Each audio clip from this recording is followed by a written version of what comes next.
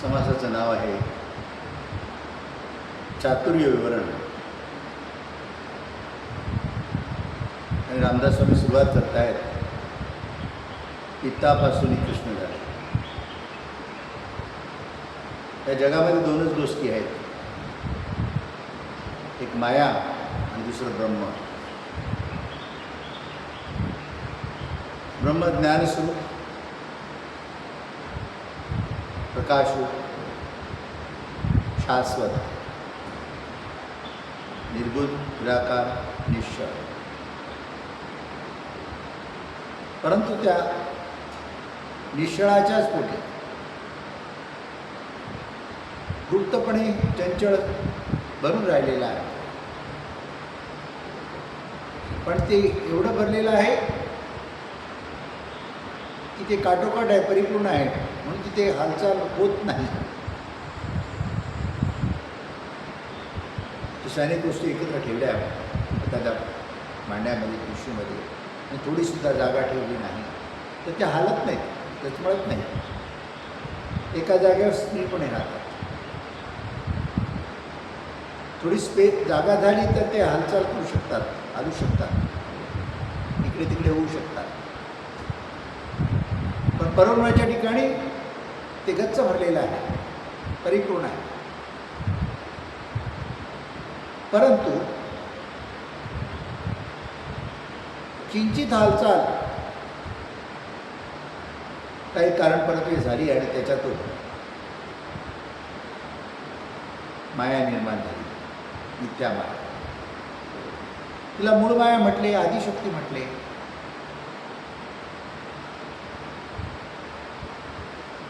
तिचे अंगे दोन, एक प्रकृती आणि पुरुष, शिवशक्ती. तोच ईश्वर म्हणून आपण ओळखतो. परंतु ते स्वरूप ईश्वराचे रंगरूप आकार नाही, परंतु चैतन्य स्वरूप. म्हणून एकच एक ते अनेकामध्ये आपल्याला अनुभवाला येतं. 33 कोटी देवाच्या देवी देवताच्या रूपाने अनुभवाला आले. अनेक संत ज्ञानी पुरुष त्यांच्या परमात्मा स्वरूप म्हणून त्यांच्या स्वरूपामध्ये अनुभवाला आले. मुळीचे मूळ काय तर ज्ञानस्वरूप.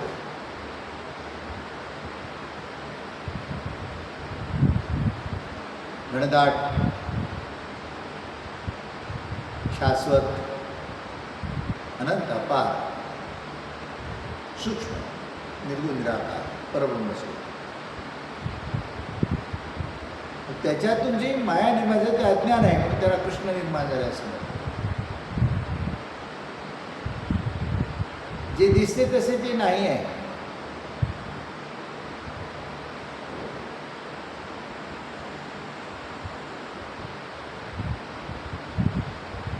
पण ज्ञान आलं की अज्ञान राहत नाही. जसे प्रकाश आला आता अंधार राहत नाही. बाजूला करावं लागत नाही, हटवायला लागत नाही, आपोआप हटतं.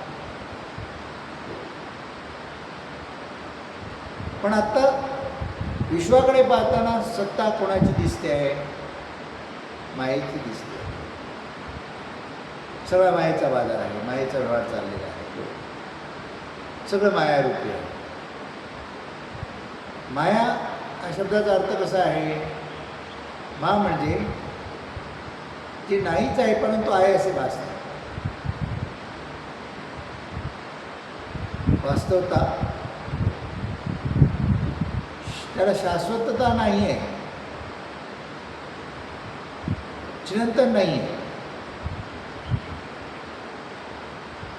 भासते आणि भासते तसे ते असत पण नाही. दिसते भासते तसे ते असत नाही. बरोबर काहीतरी वेगळं दिसते, आतमध्ये वेगळंच असतं. पण जे काय आहे बरोबर दिसणे ते अज्ञान आहे, माया आहे, नाशिवंत आहे, शाश्वत नाही. हे ज्याने जाणले तो चतुर आहे.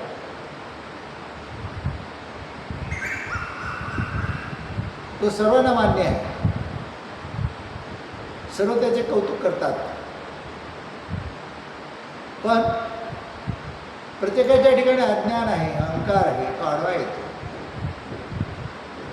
म्हणून त्या जाणत्याची, ज्ञानाची संगत फार कमी लोक करतात. कारण ज्यांच्यामध्ये अहंकाराचा अहंभाव आहे, मीपणा आहे. मीपणाला झुकायला शरम वाटते, लाज वाटते. काही वेळा ना काही वेळा आपल्यामध्ये असणारं अज्ञान बऱ्याच लोकांना कळतं, परंतु ते त्याग करायला लाज वाटते, शरम वाटते. त्यांना वाटतं आपल्याला हीनपणा आहे, कमीपणा आहे. खोटे मिरवण्यामध्ये काय अर्थ आहे? खोटे खोटेच आहे. जसे या मायेसारखं हे विश्व माया आहे, आपला ध्येय पण माया आहे. पण जसं ते परब्रह्म निर्गुण निराकार निश्चळ सदा शाश्वत, तसं त्याचं ते परमतत्व चैतन्य म्हणून त्याच्यातूनच हे सगळं उद्भवलेलं आहे. त्याचा गुणच आहे काहीतरी निर्माण होणे. एकातून दुसरं, दुसऱ्यातून तिसरं, आपोआप सहज. पण जे निर्माण होते ते टिकत नाही, उद्भवते आणि त्याला उत्पत्ती स्थिती लय तीन प्रक्रियेमधून जायला लागते. उद्भवते, व्यवहारते आणि नाश पावते. हे जो जाणतो आहे आणि त्या जाणीवेने जीवन जगतो आहे तो चतुर आहे, तो शहाणा आहे. तो फसत नाही. त्याच्यावर रडण्याची पाळी येत नाही, दुःख करण्याची पाळी येत नाही. कारण ती ओळखत असल्यामुळे तो त्याच्याशी विवेकाने व्यवहार करतो. अज्ञानात केलेले व्यवहार जे आहेत ते सगळे दुःखकारक आहेत, दुःखाला कारण आहेत. म्हणून आपल्यामध्ये जे अज्ञान आहे ते आपल्या जीवनाचं दुःखाचं कारण आहे. आपल्यामध्ये सगळ्यात मोठं अज्ञान काय आहे? मिथ्या ते सत्य मानतो आहे. जे नाही आहे ते आहे असं मानतो. म्हणजे ज्ञानाचा अभाव. अज्ञान भरलेले, पण हे अज्ञान आहे हे सुद्धा ज्ञान नाही. अज्ञानाला ज्ञान समजतो. आणि पिढ्यानपिढ्या जन्मापासून काल परतले तेच पाहत आल्यामुळे ते खरे वाटते. पण समज उमजण्याची तसदी घेत नाही, जाणण्याची तसदी घेत नाही. जाणले पाहिजे. शाण्याला जाणता म्हणतात ना, चतुराला शाणा म्हणतात, शाण्याला जाणता म्हणतात. मग जाणण्याचे कष्ट जरूर घ्यायला पाहिजे. आहे तसे अंगीकार काही केले तर दुःख आहे, क्लेश आहे. कोणी काही सांगितलं हो म्हटले तर तुम्ही बंधनात अडकले. तुम्ही त्याच्यावर विवेक केला, विचार केला आणि योग्य तो निर्णय घेतला, सारासार निवड, तर तुम्ही कोणाच्या बंधनामध्ये अडकत नाही. बंधन दुःखदायक आहे, क्लेशदायक आहे. माणूस अज्ञानामुळे बांधला जातो. ज्ञानामुळे मुक्त होतो. दोन्हीकडे काय वापरतात, कशाचा वापर केला जातो? अज्ञानात बांधला गेला तिथे काय वापरलं गेलं, आणि ज्ञानाने मुक्त झाला तिथे काय वापरलं?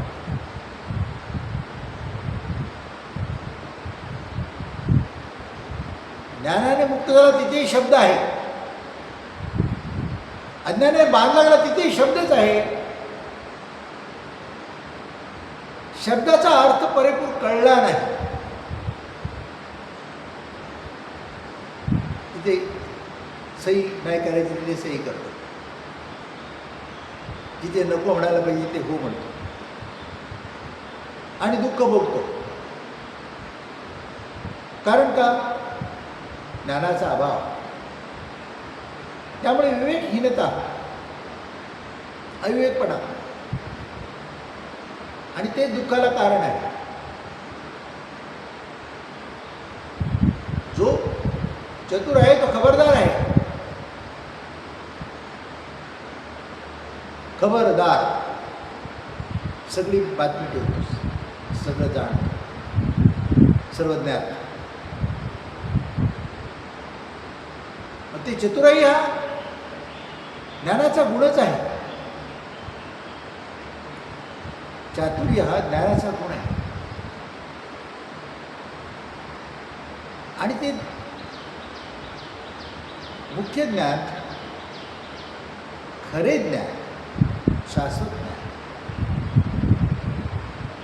कुठले असू शकते? शाश्वताविषयी असेल तरच असणार ते. जगात ज्ञान खूप आहे. 14 विद्या 64 कळा त्याचं ज्ञान आहे. शाळा, कॉलेज, युनिव्हर्सिटी, विद्यालय, या सर्वांमध्ये ते मिळते आहे. ते भौतिकाविषयी आहे आणि भौतिक मायेचा भाग आहे, नाशिवंत.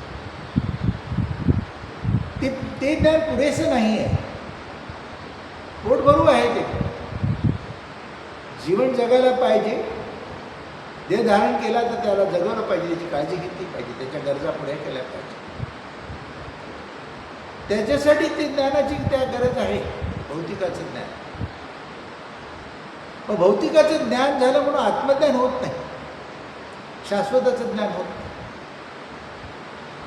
आणि शाश्वताचं ज्ञान नाही तोपर्यंत सुख, शांती, समाधान नाही, मोक्षमुक्ती तर नाहीच नाही. मायेचा भक्त होतो. कारण सगळं ज्ञान आहे ते जे मायेमधले आहे, भौतिक माया आहे त्याच्याविषयी आहे. त्याचं ते गरजेचं आहे देहासाठी. पण देहाला चालवणारा जो आहे त्याचं ज्ञान नसेल तर काय उपयोग आहे? देहाला जो चालवतो तोच विश्वाला चालवतो. कारण देह सुद्धा त्या विश्वाचा भाग आहे. पिंड ब्रह्मांड दोन्ही एकच आहे. तो चालवणारा जो आहे त्याची ओळख पाहिजे. ते प्रचितीचं ज्ञान आहे प्रत्यय स्वरूपात. त्याला खोट नाही. सिद्धांत रूप आहे, अनुभव सिद्ध आहे. पण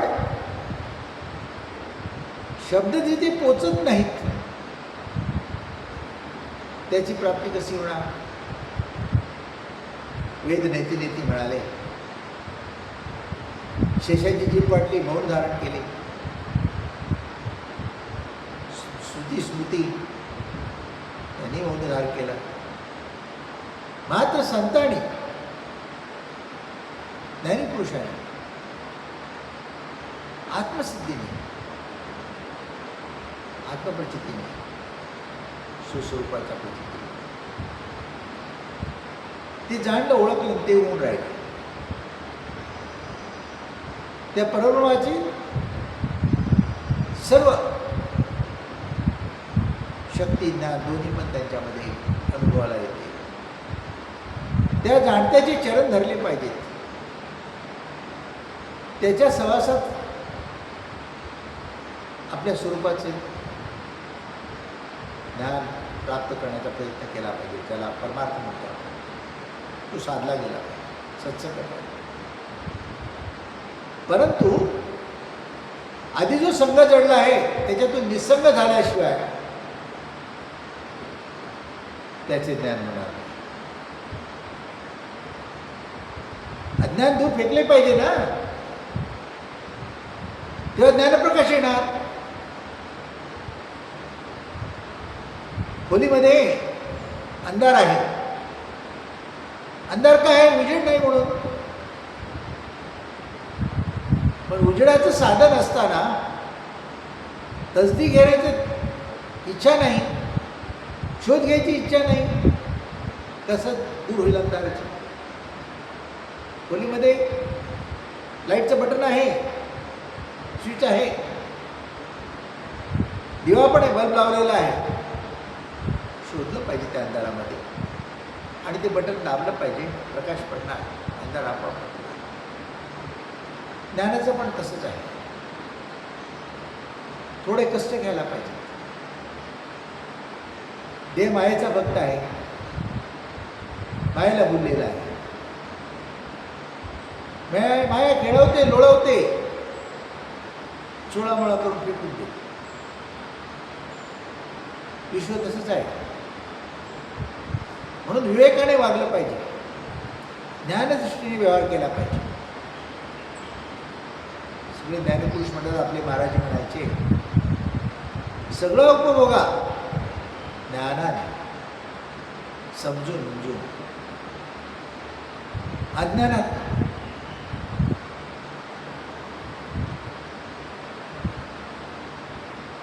काही करायला गेलेत ना, तुम्हाला ज्ञान वाटते, तुम्हाला माहिती आहे असं तुम्ही समजता, पण ते अज्ञान आहे.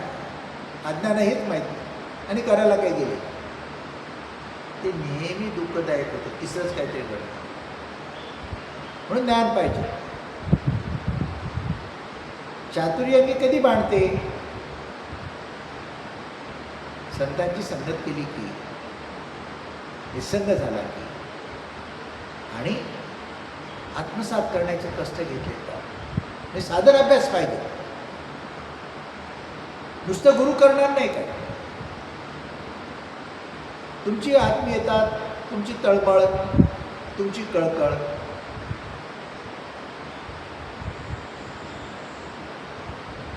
तुम्हाला त्याचं किती हवं असं वाटते आहे, त्याचं इग्गर किती आहे, तुम्हाला त्याची कळकळ किती आहे, त्या हवे असण्याची जाणीवेची जोम किती आहे, आणि त्याच्यासाठी साधन अभ्यासाची तळमळ किती आहे, त्याच्यावरच ते तुमच्या पदरी पडणार आहे, तोपर्यंत पडत नाही. तुमच्या ठिकाणीच आहे, तुमचंच आहे ते, तुम्ही तेच आहात. चुकीची ओळख, चुकीचा सहवास, चुकीचा हव्यास, ध्यास,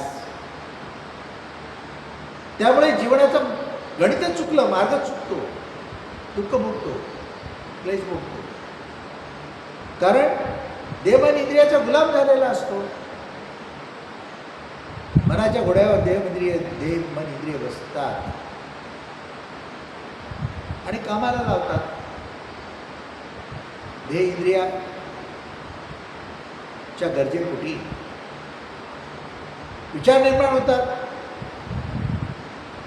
आलेल्या विचाराचा विवेक होत नाही. मनाचा जोर तिथे बुद्धी म्हणून बुद्धीच्या जोरावर अविवेकाने करायला जातो, कर्म चुकीचं होते. त्यावेळी कळत नाही. त्यावेळी केलेला कदाचित आनंदही मिळतो, सुखही मिळतो, सुखही मिळते, आनंदही मिळतो, परंतु शाश्वत नाही आहे. ते त्याच्यानंतर त्यात होणारे बदल हे दुःखकारक आहेत, ही जाणीव असली पाहिजे. मग मायेमध्ये राहून सुद्धा, द्यायला सगळं गरज असताना सुद्धा तो सगळ्याचा बरोबर बॅलन्स, सगळ्याच्या बरोबर समतोल सांभाळून त्याच्याशी व्यवहार करतो आणि जीवन सुखाचं करतो. तो चतुर आहे. गणपतीचं रूप पाहिलं तर किती वेडवाकडं आहे. असलं काहीतरी आणून दिलं एखादं तुम्हाला, हा गणपती नाही आहे असं, किंवा एखादं बावलं लहान मुलं जरी असले एखादं विचित्र काहीतरी आणून दिलं, ते दिसायला इतकं सुंदर नाही, तो जवळ घेत नाही, टाकून देतो. गणपतीमध्ये त्याचं रंगरूप पाहिलं, त्याच्यामध्ये काय कौतुक करण्यासारखं आहे, काय पाहण्यासारखं आहे. पण त्याच्या अंगीच्या चतुराईमुळे त्याला देव पण आले आणि तो पूजेला लागला.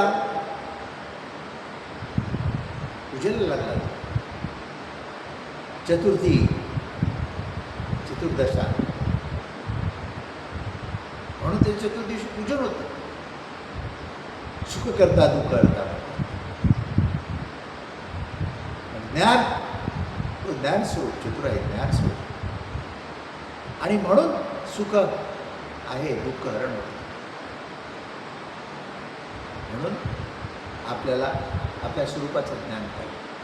आपल्या स्वरूपाचं ज्ञान तेच परमात्म्याचं ज्ञान आहे, त्या विश्वकर्त्याचं ज्ञान आहे. सर्व काही निर्मिती त्याच्यामुळेच होते, पण तो अलूप आहे, अलिप्त आहे. तो कर्तेपणा घेत नाही, कारण सहजपणे होते.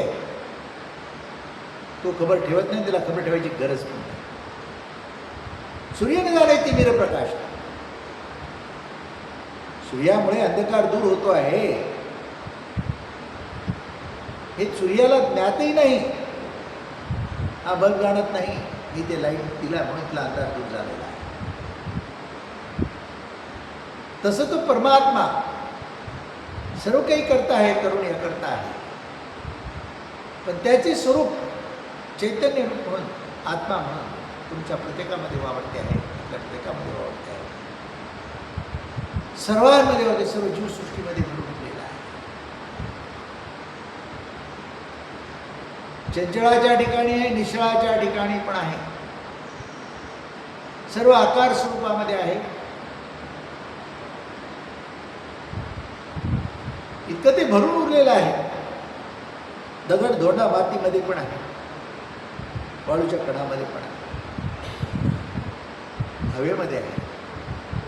त्याला रंगरूप आकाराचं साधन पण नाही असल्या नसण्यासाठी, त्याचे अस्तित्व सदासाठी आहे. ते तुमचे स्वरूप आहे, तुमच्यामध्ये ज्ञान म्हणून वावरते आहे. ते त्या ज्ञानातून शक्तीचा अनुभव येतो आहे. म्हणून ते ज्ञान प्राप्त करून घेतले पाहिजे, तेव्हा जीवन सुखाचं होणार, समृद्धीचं होणार, आनंदाचं होणार. मग ऐश्वर्य आहे, सामर्थ्य आहे आणि मोक्ष मुक्ती पण आहे, परमानंद मिळतो. कारण ते स्वरूप कसे आहे, सच्चिदानंद आहे ना, सत्य नित्य शाश्वत सत चित पवित्र.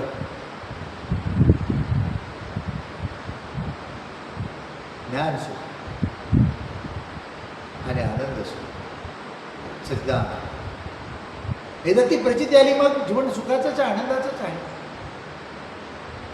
मग देहाची कर्म सहजपणे होतात.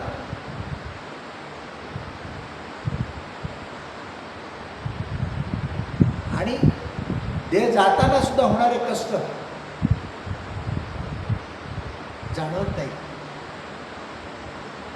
देहपणे असताना सुद्धा जे जीवनात कष्ट घडतात, त्रास घडतात, भौतिकामुळे परिस्थिती वेडीवाकडी निर्माण होते.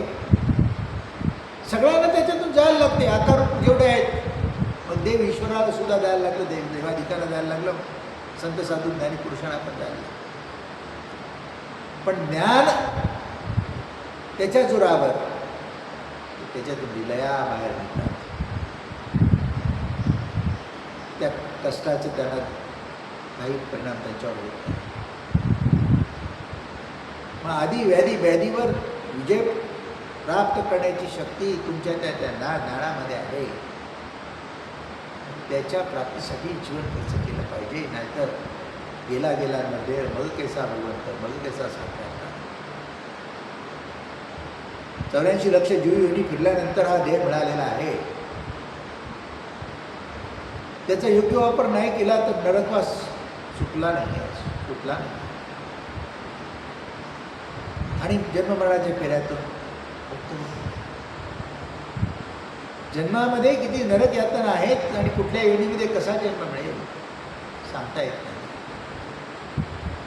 मला नरकवास भोगायचा असेल तर तुम्हाला तुमचा शोध घेतला पाहिजे, आत्मशोध घेतला पाहिजे.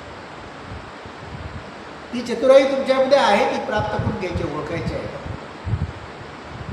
पण त्याची चावी सद्गुरूकडे आहे, गुरु ते गुरुमंत्राच्या उपाने त्याने तुम्हाला ते दिलेले आहे. तारक मंत्र दिला आम्हाला, साधन अभ्यास केला पाहिजे. आपोआपच ज्ञानप्रकाश प्रकट होतो, अज्ञान अंधकार दूर, जीवन सुखाचं, समृद्धीचं, आनंदाचं. राजाधिराज सद्गुणास राजाधिराज सद्गुणास भाऊसाहेब महाराज राजाधिराज सद्गुणास निसर्ग